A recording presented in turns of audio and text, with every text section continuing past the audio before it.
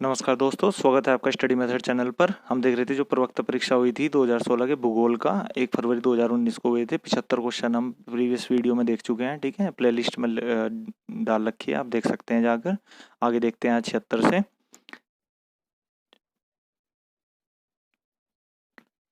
ये देखिए question number आपका 76 हो जाएगा। निम्नलिखित में से कौन सा कथन सत्य है? तो सही आंसर है आपका बी। राजस्थान का पूर्वी भाग पश्चिमी भाग की तुलना में अधिक आर्द्र है। देखिए इसे कैसे याद रखेंगे, जैसे ये राजस्थान का आप मैप मान लीजिए। ठीक है, तो इधर गुजरात हो गया, तो ये राजस्थान जैसे इस तरह है। ठीक है, इसे ऐसे बांट लीजिए।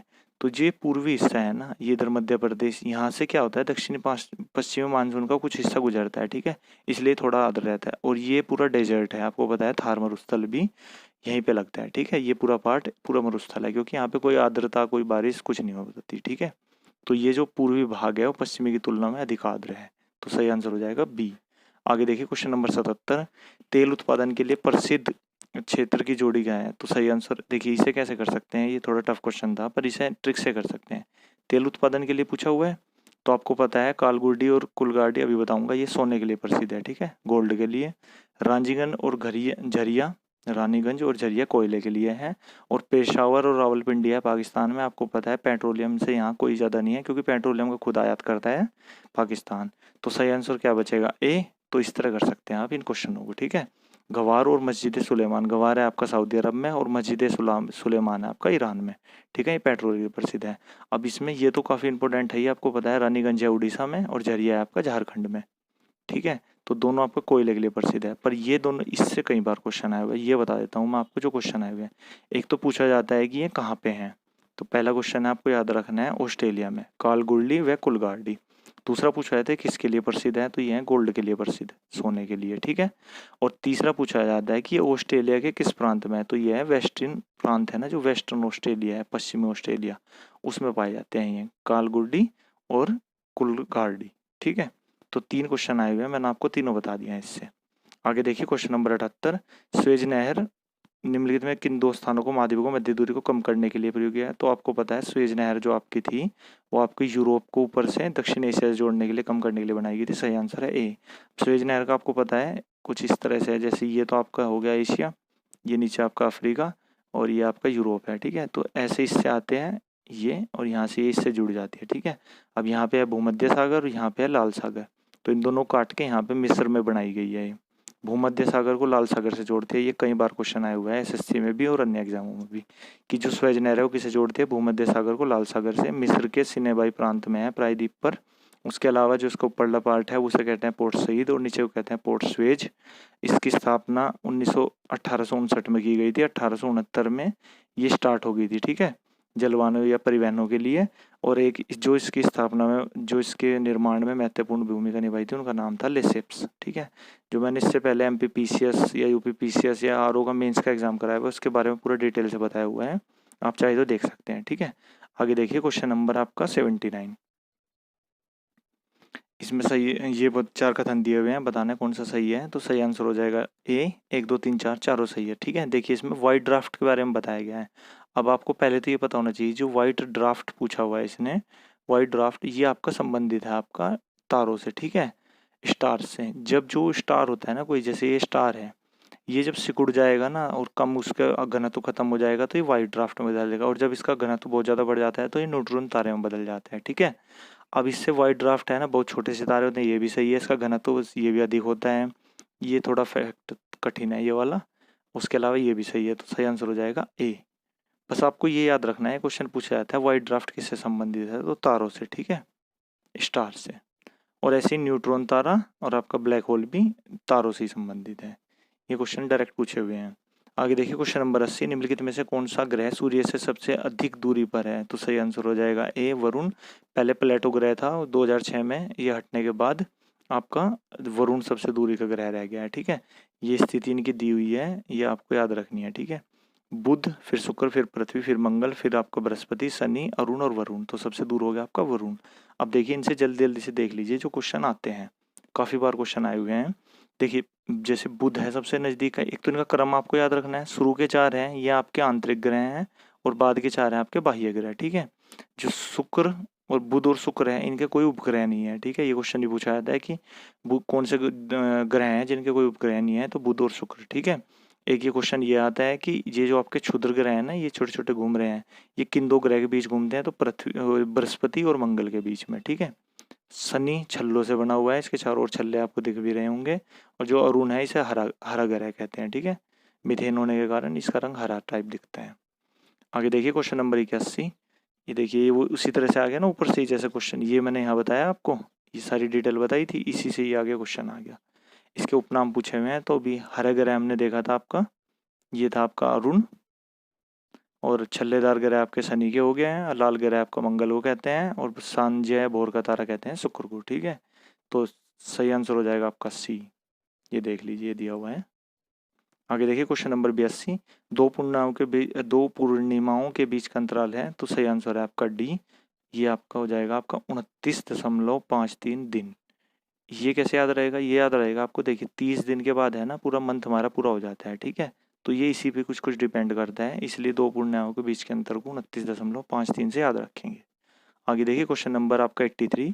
मरमरा सागर कहते हैं इसे, या मारमरा सागर किसे जोड़ता है, तो सही आंसर है आपका बी, एजियन सागर के साथ काला सागर को। ठीक है, देखिए ये आपको डैम तो आपको सारे याद रखने ही है, मैंने 20 से आपको जो आपने पढ़ा होगा ना कैस्पियन सागर, कैस्पियन सागर, तो कैस्पियन सागर से मैंने आपको ट्रिक बताई थी, ये कैटरीना। ठीक है, कैटरीना बताई थी ना, कैटरीना, के से आपका कजाकिस्तान, ए से अजरबैजान, टी से ये हो जाएगा ना तुर्कमेनिस्तान रशिया, और INA से आपका ईरान। ठीक है, ऐसी ट्रिक ये प्लेलिस्ट में पड़ी हुई है। ठीक है, इसी तरह आपके ये क्वेश्चन आते हैं, तो इनकी भी मैं बता दूंगा बाद में आपको, पर अभी फिलहाल याद रखिए मरमरा से। कुछ आपको ट्रिक छोड़िए, ऐसे ही याद कर लीजिए। देखिए मान लीजिए ये तुर्की है। ठीक है, तुर्की की जो पोजीशन है ना वो बहुत इंपॉर्टेंट है। तुर्की का कुछ पार्ट तो पड़ता है यूरोप में और कुछ पड़ता है आपका एशिया में, तो यूरेशिया का पार्ट है तुर्की।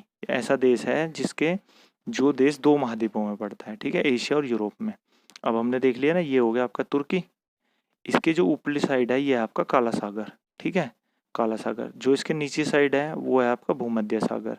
जो इसके पश्चिम में है, जो इस तरफ आप देखेंगे ना, ये है आपका एजियन सागर तुर्की के। ठीक है, तो इस तरह आपको याद रहेगा। और जो काला सागर और एजियन के बीच में यहाँ छोटा सा है मरमरा सागर, जो इन्हें जोड़ता है। ठीक है, जल संधि भी है एक यहाँ पे ना, तो मरमरा अब आपको याद रहेगा, काला इसके उत्तर में है, दक्षिण में भूमध्य सागर, पश्चिम में एजियन सागर, और इन दोनों के बीच में यहाँ पे हो गया मरमरा। तो मरमरा किसके बीच में हो गया? सही आंसर हो गया बी, एजियन और काला सागर के बीच में। आगे देखिए क्वेश्चन नंबर 84। इसमें 4 कथन दिए हुए हैं, तो पढ़ लीजिए, चारों हो जाएंगे आपके सत्य। ठीक है, 1 2 3 चारों सही है। अब इसमें आपको पता होगा रूपांतरिक चटाटिक कठोर व नरम भी होती है, ये भी सही है, ये भी, और ये भी खनिज संरचना में बदल जाती है, और इसमें धारियाँ पाई जाती है। ठीक है, इसका जो आपको फैक्ट याद रखना है वो है ये वाला, जो रूपांतरिक चट्टाने होते हैं ना इसमें जीवाश्म नहीं पाया जाता। देखिए जो आग्नेय चट्टाने हैं उसमें भी जीवाश्म नहीं पाया जाता, पर जो अवसादी चट्टाने हैं ना वो बनी ही जीवाश्मों से हैं। तो जीवाश्म मिलता किसमें? अवसादी में। ये क्वेश्चन पूछा हुआ है, और रूपांतरिक चट्टानों में नहीं मिलता है जीवाश्म। ठीक है, ये ध्यान रखिएगा, ये फैक्ट इसमें इंपॉर्टेंट है। आगे देखिए क्वेश्चन नंबर आपका 85। ये पूछ, हाँ एक चीज याद रखिएगा, देखिए इसमें दिए हुआ है ना रूपांतरित में, मतलब आगन्य और अवसादी से जो बदल गई है ना रूपांतरित होके, जैसे संगमरमर बन गया, क्वार्ट्ज बन गया, स्लेट बन गया है। अब ये दोनों बहुत इंपॉर्टेंट है, इससे क्वेश्चन आते हैं। संगमरमर किससे बना है ये पूछा जाता है, तो ये बना है चूना पत्थर से। ठीक है, चूना पत्थर रहा है पहले अवसादी और आगन्य में, उसका जो रूपांतरित हो गया बन गया है संगमरमर। और क्वार्ट्ज किससे बना है ये भी बहुत पूछा जाता है, वो बना है बलुआ पत्थर से। ये दोनों क्वेश्चन याद रखिएगा। ठीक है, आगे देखिए क्वेश्चन नंबर 85। निम्नलिखित में से कौन सा ज्वालामुखी से संबंध नहीं है, तो सही आंसर हो जाएगा इस पर आपका सी, अर्घ। अर्घ जो बनते हैं वो पवनों के अपर्दन से बनते हैं। ठीक है, ये क्रेटर भी संबंधित है, कोल्डेरा भी और प्यूमिस भी। देखिए मैं आपको जल्दी से इसके पूरा बता देता हूँ ज्वालामुखी के बारे में, जो कभी आपका क्वेश्चन आज के बाद गलत नहीं होगा। देखिए जैसे ये मान लीजिए छोटा ज्वालामुखी इस तरह से, ये इसका मुंह है। ठीक है, ये ज्वालामुखी हो गया, ये मुंह। देखिए जब इसका छोटा मुंह होता है ना तो इसे कहते हैं क्रेटर। ज्वालामुखी के मुख को जो शंकु के आकार का होता है, या फिर ज्वालामुखी शंकु भी पूछा जाता है किसे कहते हैं, तो ये क्रेटर हो गया। ठीक है, अब यहाँ पे जब ये लावा ये आएगा ना, ये मैग्मा, ये जो जब तक ये अंदर रहता है, ठीक है, चट्टानों के अंदर, तो इसे कहते हैं मैग्मा। और जब ये फट के बाहर निकल जाएगा ना, फैल जाएगा, तो ये बन जाएगा लावा। ये क्वेश्चन बहुत इंपॉर्टेंट है, पूछा जाता है। हमें सोचते हैं, वो पूछता है चट्टानों के अंदर रहने वाले को ना क्या कहा जाता है, मैग्मा, लावा, इस तरह के ऑप्शन रहते हैं। तो याद रखिएगा, जब तक ज्वालामुखी अंदर रहेगा ना तरल पदार्थ में तो मैग्मा, और जब बाहर आ जाएगा उसे कहेंगे लावा। ठीक है। क्रेटर इसका मुख हो गया, और जब ये फट गया ना तो ये जो इसका विस्तृत रूप बन गया ना, अब ये कोई मुख तो नहीं रहा ना, तो जब ये विस्तृत रूप हो गया, ये हो गया आपका कॉल्डेरा। क्या याद रखेंगे? कॉल्डेरा। चार चीज पता चल गई है, कॉल्डेरा हो गया आपका, क्रेटर हो गया, और उसके बाद लावा और मैग्मा। एक और याद रखिए, जब ये ऐसे फैल जाते हैं ना और यहीं पे जम जाते हैं ये, तो ये किस तरह का रूप धारण कर लेते हैं, इसे कहते हैं फैकोलिथ। फैकोलिथ। ठीक है। तो ये ज्वालामुखी से क्वेश्चन बनना जितने भी याद है आपको बता दिया, इन्हें ध्यान रखिएगा। और इसका सही आंसर था सी, अर्घ, क्योंकि ये ज्वालामुखी से संबंधित नहीं है। आगे देखिए क्वेश्चन नंबर आपका 86, अल्लाह बांध का निर्माण हुआ है। तो देखिए आपको पहले तो जो मोस्ट इंपोर्टेंट है वो पता होना चाहिए कि अल्लाह बांध है कहाँ पे, तो ये है आपका गुजरात के कच्छ के रण में। ठीक है, ये याद रखना, अल्लाह बांध है यहाँ पे, और इसका निर्माण हुआ था भूकंप से। ठीक है, किससे? भूकंप से। आंसर हो गया ए। आगे देखिए क्वेश्चन नंबर 87, इंसलबर्ग शब्द जुड़ा जुड़ा है। तो ये पूछा हुआ है इंसलबर्ग, तो आपको सही आंसर है डी, पवन से। देखिए इसमें सारे दिए हुए हैं, एक बार इन्हें देख लीजिएगा। पवन से आपको याद रखना है, इसके अपर्दन और निक्षेपण के बाद क्या क्या बनते हैं, हमेशा क्वेश्चन आते हैं। यहाँ तो इंसलबर्ग पूछा है इसने, ठीक है, तो आपको याद हो गया पवन से। दो तीन चीजें आपको ज़्यादा याद रखनी है जो हमेशा पूछी जाती हैं। एक इससे पूर्व हमने भी देखा था ना हिस्ट्री का पेपर, उसमें भी पूछा गया था, जो ये लोएस के मैदान पूछे जाते हैं कि इनका निर्माण किससे होता है, तो पवन के निक्षेपण से। ठीक है। एक बरखान बहुत पूछा जाता है, बरखान का। एक आपको याद रखना है, ये आपका यारडांग बहुत पूछा जाता है, इंसेलबर्ग आपने देख ही लिया, बस इतने याद रखने हैं। एक आपका अर्ग। ठीक है, ये पाँच, चार पाँच हैं, ये काफ़ी पूछा जाते हैं, बाकी दिए हुए सभी हैं इसमें, आप सारे ही देख लीजिएगा। ठीक है, एक बार जो मैंने बताए हैं ये ज़्यादा इंपॉर्टेंट है। आगे देखिए क्वेश्चन नंबर 88, निम्नलिखित नदियों में से कौन सी नदी ज्वारमुख बनाती है, तो सही आंसर है डी, ताप्ती। देखिए ज्वारमुख को इंग्लिश में कहते हैं एस्चुरी। ठीक है, इंग्लिश में लिख लिएगा एस्चुरी, हिंदी में भी ऐसे ही लिखाता है। ठीक है, तो एस्चुरी का निर्माण वो नदियाँ करती है, जैसे इंडिया है ना, जितनी भी आपकी इधर बहेंगी ना, बंगाली खाड़ी में गिरेंगी, ये सब बनाती हैं आपकी डेल्टा। ठीक है, और जो ये इधर गिरेंगी ना अरब सागर में नदियाँ, जो जो नदियाँ गिरेंगी ये बनाती हैं एस्चुरी। ठीक है, तो एस्चुरी जो बनाएंगी, एस्चुरी कुछ इस टाइप होता है, जैसे ये हो गया ना पूरा, तो ये चट्टान कटती नहीं है, सीधी नदियाँ नीचे गिर जाती है। और आपने देखा होगा गंगा ब्रह्मपुत्र का डेल्टा है जो कहीं कहीं सौ बीघों में को फैला रहता है। ठीक है, वो इस तरह मैदानों बनाती हैं, ये होता है एस्चुरी। तो इधर की कौन कौन सी नदियाँ आपको पता ही है, इसमें निकलती है, यहाँ पे नर्मदा गिरती है, ताप्ती गिरती है, ठीक है, माही नदी गिरती है, तो इस तरह की जो नदियाँ हैं ये सब एस्चुरी बनाती हैं। सही आंसर हो जाएगा तापी। आगे देखिए क्वेश्चन नंबर 89, निम्नलिखित में से कौन सी प्राचीन नदी नहीं है, तो सही आंसर है इसका बी, गोमती। यहीं पे पता चल गया। देखिए प्राचीन नदी का मतलब है, जैसे हिमालय का निर्माण हुआ है ना, ये हिमालय है ना, इसके बनने से पहले से जो नदियाँ बह रही है ना, वो अब भी इसमें क्या बना के इन्होंने क्या बना दिए हैं, दर्रे बना दिए हैं।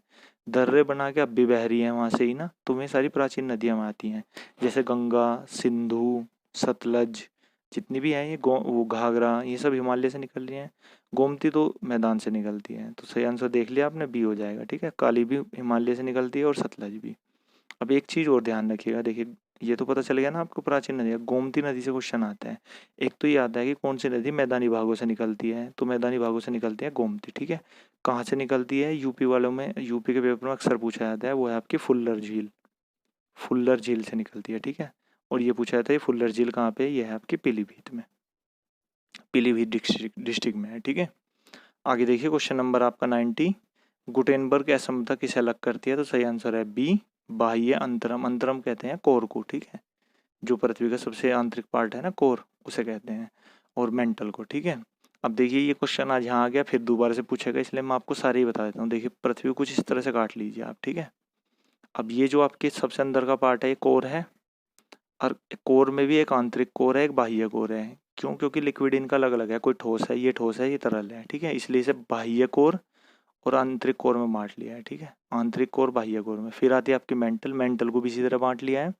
परत दूसरी, ये आपकी कोर, ये आपकी मेंटल, और तीसरी आपकी सबसे ऊपर की क्रस्ट। ठीक है, क्रस्ट। तो अभी आपने देखा ना गुटेनबर्ग, वो गुटेन करती है जो ये आपका बाह्य है ना, आपकी बाह्य कोर को मेंटल से अलग। ठीक है, ये तो होगी गुटेनबर्ग। अब इससे तो यहाँ तो आपको समझ में नहीं आएगा, मैं यहीं पे बता देता हूँ आपको। जैसे देखिए आपका ये इस गुटेनबर्ग हो गया बी। ठीक है, उसके बाद जो आपका निचला क्रस्ट है, जो आपका क्रस्ट है और मेंटल है, इन दोनों को जो अलग करती है वो है आपकी मोहो। इन दोनों को अलग करती है, उसे कहते हैं रेखा को मोहो। ठीक है, मोह से याद रखना, यही बहुत है। और जो आपकी ये आपके कोर के जो आंतरिक ये वाला दिया हुआ है ना सी ऑप्शन, आंतरिक कोर और बाह्य कोर को कौन से अलग करती है, तो उसका नाम है लेहमन। लेहमन, ठीक है, लेहमन याद रखना। लेहमन होगी कोर को अलग करने वाली, क्रस्ट को मेंटल से अलग करने वाली मोहो, और कोर को मेंटल से अलग करने वाली गुटेनबर्ग। ठीक है, आगे देखिए क्वेश्चन नंबर 91। जब आप इसे लिख के याद करेंगे ना तभी आपको याद रहेंगी। आगे देखिए क्वेश्चन नंबर 91। पदार्थों के निक्षेपण के कारण निम्नलिखित भूमि सतह पर सामान्य रचनाओं को क्या कहा जाता है, तो सही आंसर है ए अभिवृद्धि, अधिवृद्धि। ठीक है, आगे देखिए क्वेश्चन नंबर 92। किर्लोस्कर समूह जो भारी हल्के मशीनी उपकरण बनावे है वो कहाँ की कंपनी है, तो वो इंडिया की कंपनी है। ठीक है, किर्लोस्कर पुणे में इसका मुख्यालय है। आगे देखिए 93। निम्नलिखित में से कौन सा एक रासायनिक अपक्षय की प्रक्रिया नहीं है, तो सही आंसर है बी अपरण अपपरणन। ठीक है, आगे देखिए 94। ये इतने इंपॉर्टेंट नहीं है इसलिए जल्दी जल्दी बता रहा हूँ। 94 है आपका सत्य बताना है, सत्य नहीं है। ठीक है, पहला ऑप्शन पढ़ लीजिए। पहला ऑप्शन है ग्लेशियर के बहने वाली बर्फ बंद प्रक्रिया। ठीक है, यही गलत हो गया। क्यों गलत हो गया, क्योंकि ग्लेशियर आपने देखे होंगे जब टूटते हैं ना, ठीक है, तो वे नदियों का निर्माण करते हैं। तो ये एक बाह्य संरचना है, ठीक है, बंद प्रणाली नहीं है, खुली प्रणाली है। ठीक है, ये इसकी वजह से ये गलत हो गया है। आगे बढ़ने की जरूरत ही नहीं है, बाकी तीनों सही है, देख लीजिएगा। आगे देखिए क्वेश्चन नंबर 95। औरोरा बेस बोरोलिस होता है, तो सही आंसर है बी आयन मंडल में। देखिए मैंने भी इसी पेपर में भी थोड़ी देर पहले आपको बताया था, इसी में नहीं इससे पिछले वीडियो में बताया था, मैं दिखा भी देता हूँ। आई थिंक क्वेश्चन नंबर था वो 60 के पास पास था। हाँ ये देखिए मिल गया है ना, ये देखिए आयन मंडल से, यहीं पे मैंने आपको बताया था कि रेडियो तरंगे भी आयन मंडल से संबंधित है, और आपका औरोरा बोरियलिस भी। ठीक है, तो वही क्वेश्चन यहाँ पे आ गया है, ये आ गया। ठीक है, तो क्वेश्चन आप देख रहे हैं एक ही पेपर में ना घूम घूम के आते हैं, आपको बस जो मैं डिटेल से बता रहा हूँ इन्हें याद करिए, आपका हर एग्जाम निकलेगा। ठीक है, सही आंसर है इसका बी। आगे देखिए क्वेश्चन नंबर 96। उष्णकटिबंधीय चक्रवात से सबसे तेज पवनें सामान्यतः अंकित की जाती हैं, तो सही आंसर है ए दाहिने व्रत को, क्योंकि जो आपके चक्रवात होते हैं ना वो इस तरह चलते हैं। ठीक है, घड़ी की सुई की जो दिशा होती है वो भी दाहिनावर्ती होती है। ठीक है, इसी तरह चलते हैं आपके चक्रवात। और चक्रवात से आपको क्वेश्चन अभी बता ही दिए थे मैंने पहले, याद रखने, जैसे विली विली कहाँ आते हैं। ठीक है, विली विली हो गया। हरिकेन कहाँ आते हैं, हरिकेन और टॉर्नेडो आते हैं अमेरिका में, विली विली आते हैं ऑस्ट्रेलिया में, टाइफून आते हैं चाइना और जापान वाले एरिया में। ठीक है, और चक्रवात आते हैं भारत और बांग्लादेश में। अब एक क्वेश्चन इसमें ये बहुत इंपॉर्टेंट है, इसे याद रखने का। जो टॉर्नेडो है ना, चक्रवातों को नापने की इकाई है फुजीटा स्केल। ये क्वेश्चन पूछा हुआ है शायद एमपी पीसीएस में या बिहार पीसीएस में, कि टॉर्नेडो को किससे नापा जाता है, फुजीटा स्केल से। ठीक है, और ये भी क्वेश्चन बहुत बार आता है, ये तो आसान है। जो पारे का है ना, बैरोमीटर है ये, और इसमें पारा है एकदम अचानक से नीचे डाउन होगा ना, तो वो किसका संकेत है, भूकंप का, तूफान का, बारिश का, तो तूफान का संकेत होता है ये, जब बैरोमीटर में एकदम से नीचे पारा गिरता है। आगे देखिए क्वेश्चन नंबर 97। निम्नलिखित सतहों में से किसमें एल्बेडो दर सबसे अधिक है, तो सही आंसर है बी बर्फ की चादर में। देखिए जो एल्बेडो है, जब मैंने आरओ का मेंस का पेपर कराया था तो मैंने आपको इसके एल्बेडो के बारे में पूरा बताया था, और वहीं से ये क्वेश्चन आया है। ठीक है, तो एल्बेडो क्या होता है कि जितना जब सूर्य किरणें पड़ती है ना, तो जो सतह पे जो भी सतह पे पड़ती है, कितना उसने अवशोषित किया और कितना उसका परावर्तित भाग है, उसी की दर को कहते हैं एल्बेडो दर। इससे दो तीन क्वेश्चन आते हैं। एक तो सबसे ज़्यादा किसकी है, तो ये तो पता ही चल गया आपको, बर्फ़ की चादर की, जो हिमालय पर ऊपर से ही है, बर्फ़ से उससे टकरा कर वापस चले जाते हैं सूर्य किरणें। ठीक है, और एक ये क्वेश्चन बहुत आता है कि पृथ्वी का जो औसत एल्बिडो है वो कितना है, 35। ठीक है, ये ध्यान रखिएगा। आगे देखिए क्वेश्चन नंबर 98। निम्नलिखित में कौन सा कथन सत्य नहीं है, तो ये पढ़ लीजिएगा दोनों, ये हो गया। इसमें सही आंसर है इसका डी। जो अक्षांश 0 से 10 डिग्री उत्तर और 0 से डिग्री अपेक्षा अधिक वर्षा होती है, ये गलत है। देखिए ये क्या होता है ना, ये जैसे ये पृथ्वी है 0 डिग्री है, इससे 10 डिग्री ऊपर 10 डिग्री नीचे, तो इन दोनों में इसमें बराबर सेम वर्षा होती है। ठीक है, वो कारण अलग है भूमध्य रेखा पे, विषुवत रेखा पे, तो इसमें कम ज़्यादा कोई फर्क नहीं है। सही आंसर है डी। आगे देखिए क्वेश्चन नंबर 99। उष्णकटिबंधीय चक्रवातों के बारे में निम्नलिखित कौन सा कथन सही नहीं है, तो इसका सही आंसर है, मेरे हिसाब से इसका सही आंसर डी हो सकता है। दक्षिणी अटलांटिक महासागर में कम ही पाए जाते हैं। ठीक है, पाए तो जाते हैं, जैसे हरिकेन है वो कुछ उठते वहाँ से ही हैं, पर बहुत ही कम मात्रा में। सही आंसर इसका डी हो सकता है। ठीक है, बाकी तीनों सही है। कि उष्णकटिबंधीय चक्रवात मूसलाधार बारिश करते हैं, ये भी सही है। फिलीपींस और मैंने बताया था ना, फिलीपींस और चीन में इन्हें टाइफू या टाइफून कहते हैं, और ये 8 डिग्री उत्तरी दक्षिणी से उद्गमित होते हैं, ये भी सही है। आगे देखिए क्वेश्चन नंबर 100। तमिलनाडु के पूर्वी तट में सबसे अधिक वर्षा होती है, तो आपको पता है वो होती है लौटते हुए मानसून या उत्तर पूर्वी मानसून से। ठीक है, भारत में सबसे 90% से भी लगभग है ना आपकी 90% तक जो वर्षा होती है वो दक्षिणी पश्चिमी मानसून से होती है इससे, ठीक है। पर जो तमिलनाडु वाला एरिया है ना, जैसे ये भारत हो गया, ये आपका तमिलनाडु है, ये आपका आंध्र प्रदेश है, ये आपका कर्नाटक है और ये केरल है। तो जब इधर से सितंबर अक्टूबर के टाइम पे मानसून लौटता है ना, तो वो यहाँ पे बारिश करता है तमिलनाडु के मध्य भाग में, आंध्र प्रदेश के दक्षिण भाग में, और ये कर्नाटक और केरल के कुछ पार्ट में, ठीक है। मन मेनली वर्षा तमिलनाडु में ही करता है यार, फिर ये गुजर जाता है यहाँ से, ठीक है। तो ये है आपका उत्तर पूर्वी मानसून, सही आंसर है डी। ओके दोस्तों, 100 तक क्वेश्चन देख लिए हैं, अब इसमें 25 क्वेश्चन और बचे हैं, वो नेक्स्ट वीडियो में देख लेंगे। तो टोटल क्वेश्चन आते हैं 125, ठीक है। अच्छा लगा हो तो सब्सक्राइब कर सकते हैं, like and share, thank you.